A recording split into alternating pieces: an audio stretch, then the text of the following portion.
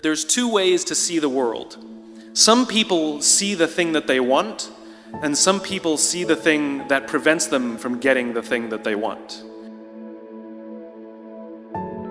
There's a great story of two lumberjacks where every morning they start chopping wood at the same time, and every day they stop chopping wood at the same time. And every day one of the lumberjacks disappears for about an hour in the middle of the day, and every day he chops more wood than the other guy. And this goes on for months. And eventually the one who works all day, he says, I don't understand. Every day we start at the same time.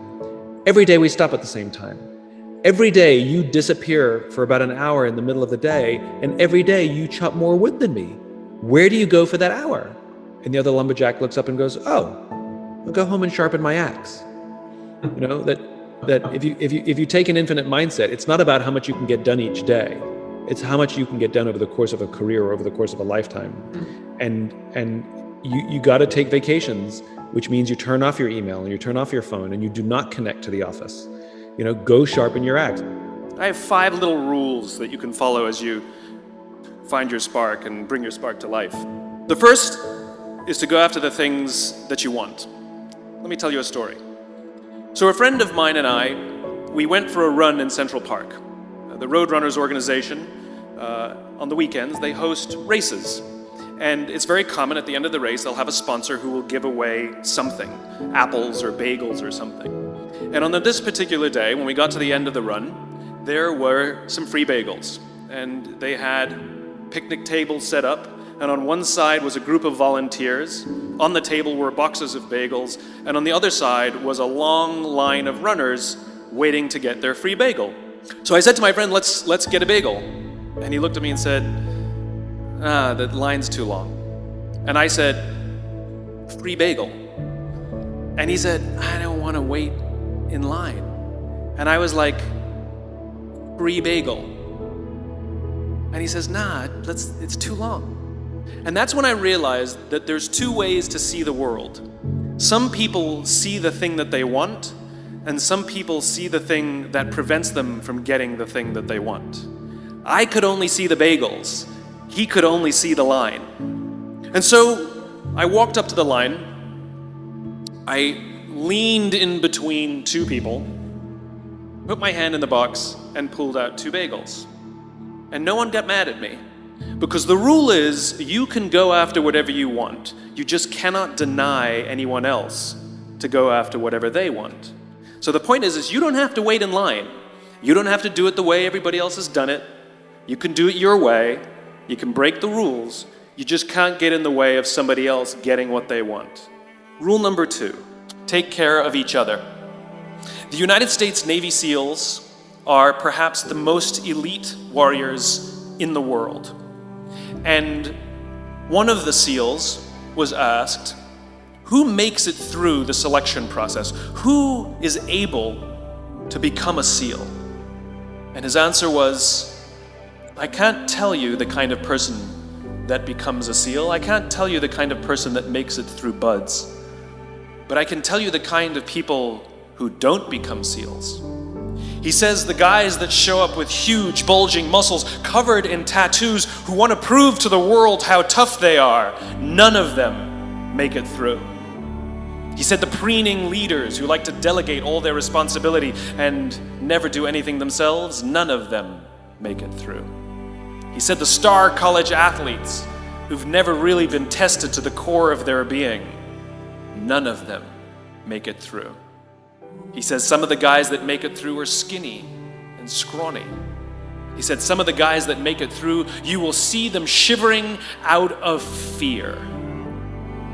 He says, however, all the guys that make it through, when they find themselves physically spent, emotionally spent, when they have nothing left to give physically or emotionally, somehow, some way, they are able to find the energy to dig down deep inside themselves, to find the energy to help the guy next to them. They become SEALs, he said. You want to be an elite warrior. It's not about how tough you are. It's not about how smart you are. It's not about how fast you are. If you want to be an elite warrior, you better get really, really good at helping the person to the left of you and helping the person to the right of you. because that's how people advance in the world. The world is too dangerous and the world is too difficult for you to think that you can do these things alone. If you find your spark, I commend you. Now, who are you going to ask for help, and when are you going to accept help when it's offered? Learn that skill. Learn by practicing helping each other. It'll be the single most valuable thing you ever learn in your entire life. To accept help when it's offered and to ask for it when you know that you can't do it. The amazing thing is, when you learn to ask for help, you'll discover that there are people all around you who've always wanted to help you. They just didn't think you needed it because you kept pretending that you had everything under control. And the minute you say, I don't know what I'm doing, I'm stuck, I'm scared, I don't think I can do this, you will find that lots of people who love you will rush in and take care of you. But that'll only happen if you learn to take care of them first. Lesson 3. Nelson Mandela is a particularly special case study in the leadership world because he is universally regarded as a great leader.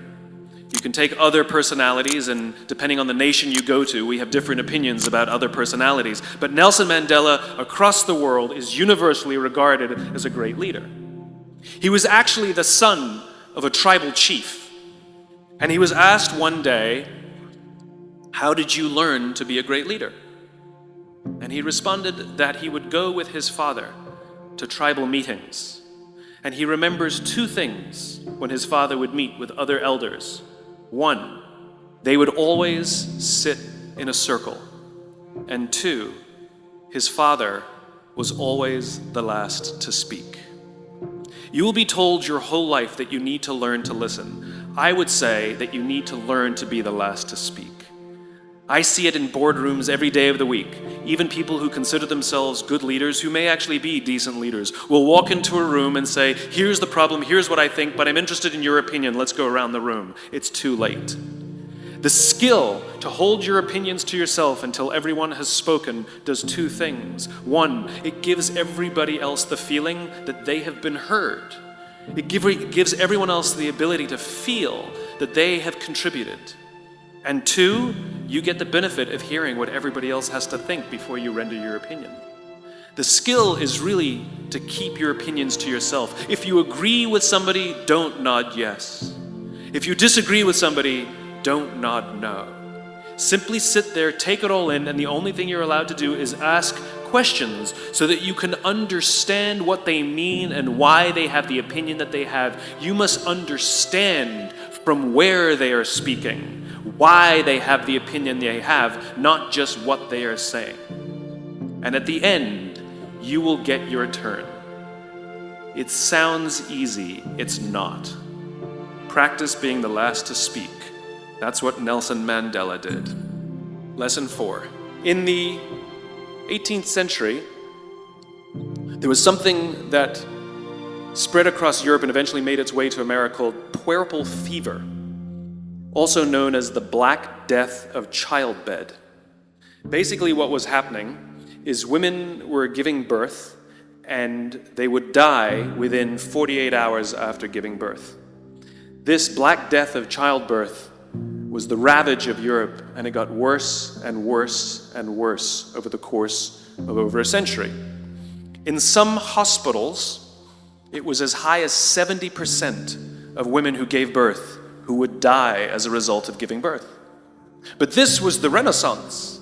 This was the time of empirical data and science, and we had thrown away things like tradition and mysticism. These were men of science, these were doctors. And these doctors and men of science wanted to study and try and find the reason for this Black Death of childbed, and so they got to work studying, and they would study the corpses of the women who had died. And in the morning they would conduct autopsies, and then in the afternoon they would go and deliver babies and finish their rounds. And it wasn't until somewhere in the mid-1800s that Dr. Oliver Wendell Holmes realized that all of these doctors who were conducting autopsies in the morning weren't washing their hands before they delivered babies in the afternoon. And he pointed it out and said, guys, you're the problem. And they ignored him and called him crazy for 30 years.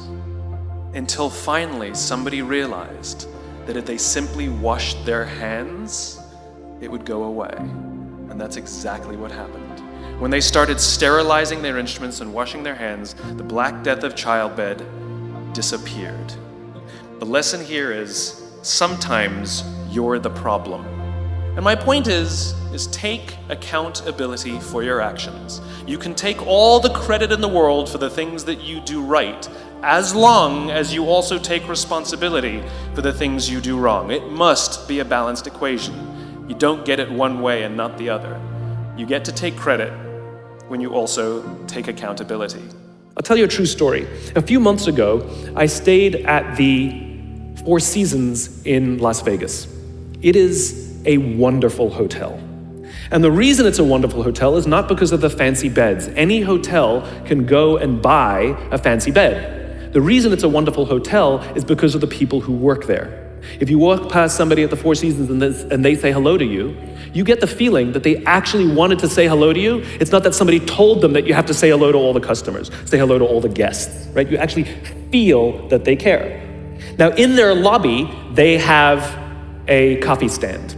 And one afternoon, I went to buy a cup of coffee, and there was a barista by the name of Noah who was serving me.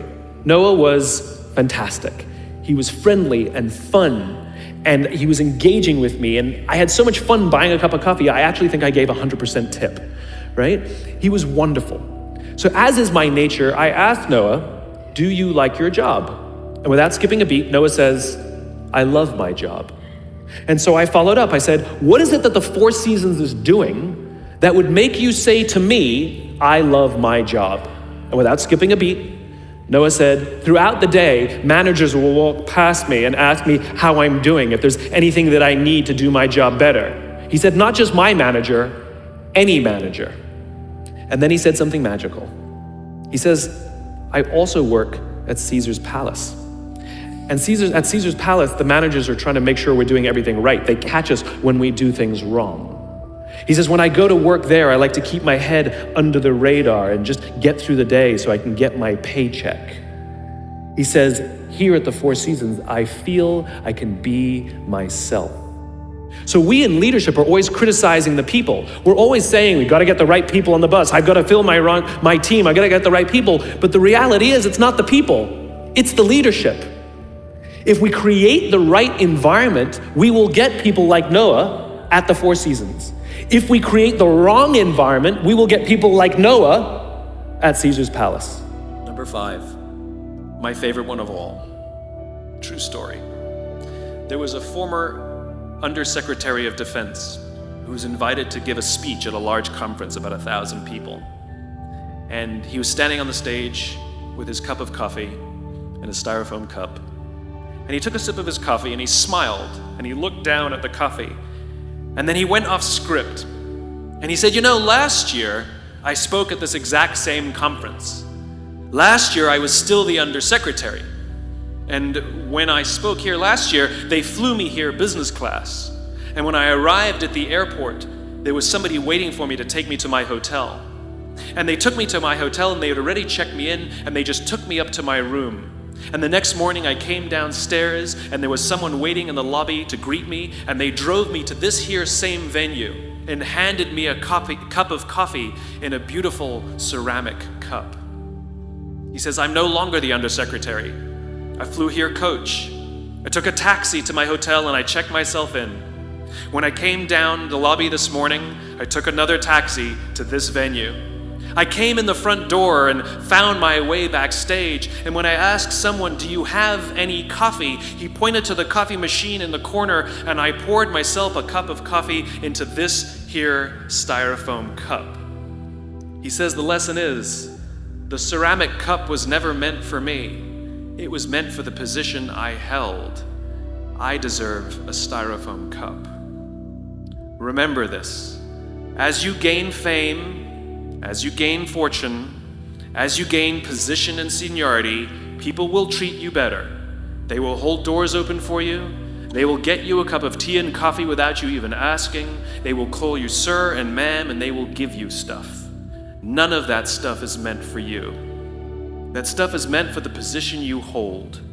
It is meant for the level that you have achieved of leader or success or whatever you want to call it, but you will always deserve a styrofoam cup. Remember that. Remember that lesson of humility and gratitude. You can accept all the free stuff. You can accept all the perks. Absolutely, you can enjoy them. But just be grateful for them and know that they're not for you. We're asking our youngest generation to work and succeed and find themselves and build their confidence and overcome their addiction to technology and build strong relationships at work. We're asking them to do this, and these are the environments we've created. We keep saying to them, you're the future leaders. We're the leaders now. We're in control. What are we doing? This is what empathy means.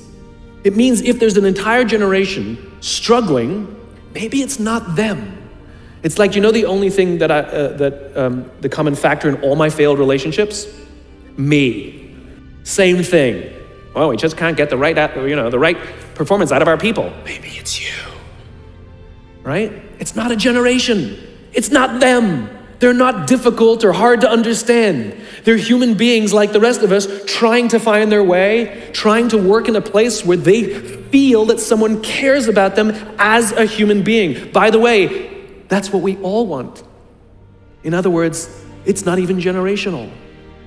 It's all of us.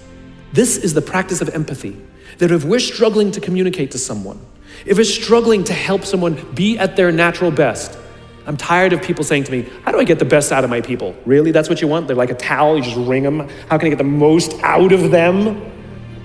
No, how do I help my people be at their natural best? Right? We're not asking these questions. We are not practicing empathy. We have to start by practicing empathy and relate to what they may be going through. And it will profoundly change the decisions we make. It will profoundly change the way we see the world. We're growing up in a Facebook, Instagram world. In other words, we're good at putting filters on things. We're good at showing people that life is amazing even though I'm depressed, right? And so everybody sounds tough and everybody sounds like they got it all figured out. And the reality is there's very little toughness and most people don't have it figured out. And so when the more senior people say, well, what should we do? They sound like, this is what you gotta do. And they have no clue. So you have an entire generation growing up with lower self-esteem than previous generations, right? We know that engagement with social media and our cell phones releases a chemical called dopamine. That's why when you get a text, it feels good, right? It's why we count the likes. It's why we go back 10 times to see if my Instagram is going slower, did I do something wrong? Did they not like me anymore, right? The trauma for young kids to be unfriended, right? Dopamine is the exact same chemical that makes us feel good when we smoke, when we drink, and when we gamble. In other words, it's highly, highly addictive. That's basically what happened. You have an entire generation that has access to an addictive, numbing chemical called dopamine through social media and cell phones as they're going through the high stress of adolescence. Why is this important? What's happening is because we're allowing unfettered access to these dopamine-producing devices and media, basically it's becoming hardwired, and what we're seeing is as they grow older, too many kids don't know how to form deep, meaningful relationships. Their words, not mine. They will admit that many of their friendships are superficial. They will admit that their friends, that they don't count on their friends, they don't rely on their friends, they have fun with their friends, but they also know that their friends will cancel on them as something better comes along. Deep, meaningful relationships are not there because they never practice the skill set, and worse, they don't have the coping mechanisms to deal with stress. So when significant stress starts to show up in their lives, they're not turning to a person, they're turning to a device, they're turning to social media, they're turning to these things which offer temporary relief. I believe loving your work is a right and not a privilege. I despise the fact, I lament the fact, I curse the fact that so few people get to say, I love my job, as if they've won some lottery. You go out with your friends and somebody says, I love my job, and everybody goes, oh my God, you're so lucky, right? That to me is madness. Everybody, the vast majority, should get to wake up and say, I love my job. It is a right, it is a God-given right that we should love where we work. And we should demand it. We should demand that our leaders provide an environment in which we want to come, where we want to care about each other, where we feel safe to express our vulnerabilities and our fears and our concerns, that we're open to correction and discipline and feedback, that we're not defensive because we know that it's being given to help us improve and grow. And we want to improve and grow. And in turn, we will help others improve and grow. Because when we feel safe, when we feel that our leaders care more about us than a number. They care more about our lives and our confidence and our joy and our skill set, more than some short-term gain. That they care more about our priorities than the priorities of some disinterested external constituency. Then we will respond in kind, and we will offer our blood and our sweat and our tears, and we will make sacrifices of all kinds to see that our leader's vision is advanced and that this company continues to thrive. Not for them, for ourselves. It becomes deeply personal. It becomes something we love contributing to. I talk about it all the time. Working hard for something we don't care about is called stress. Working hard for something we love is called passion.